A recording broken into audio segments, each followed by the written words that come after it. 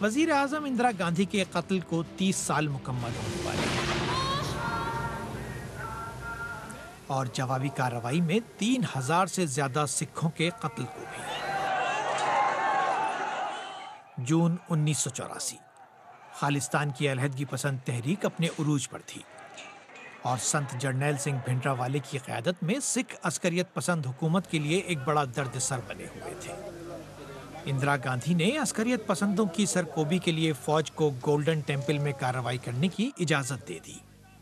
Golden temple को भारी नुकसान पहुंचा। ए जख्म हर सिख दे शरीर ते नहीं इत्थे होए ने बेअंत। और इसके सिर्फ 5 महीनों के अंदर ही इंदिरा गांधी को खुद उनके सिख मुहाफिजों ने कत्ल कर दिया।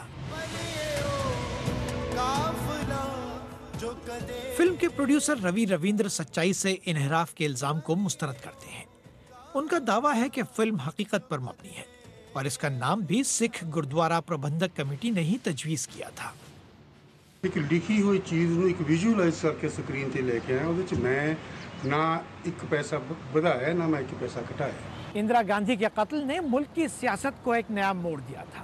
कानून की नज़र में तो बेअंत सिंह, सतवंत सिंह और कहर सिंह मुजरिम थे, लेकिन पंजाब में एक हल्का आज भी उन्हें इज्जत और एहतराम की नज़र से देखता है।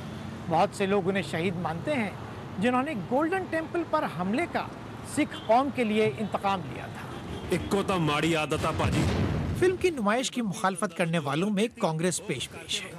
कांग्रेस को सिर्फ ये है कि ऐसा कोई नहीं हो कि समाज में दुश्मनी पैदा हो जाए, समाज में गलत टेंडेंसी को बढ़ावा देने वाली फिल्म लगे।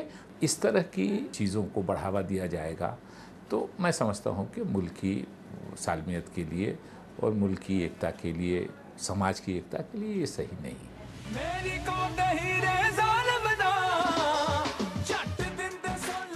हुकूमत के फैसले से तासुर ये मिलता है कि या तो फिल्म को दोबारा सेंसर के अमल से गुजरना होगा या फिर इसकी रीलें डब्बों में ही बंद रहेंगी।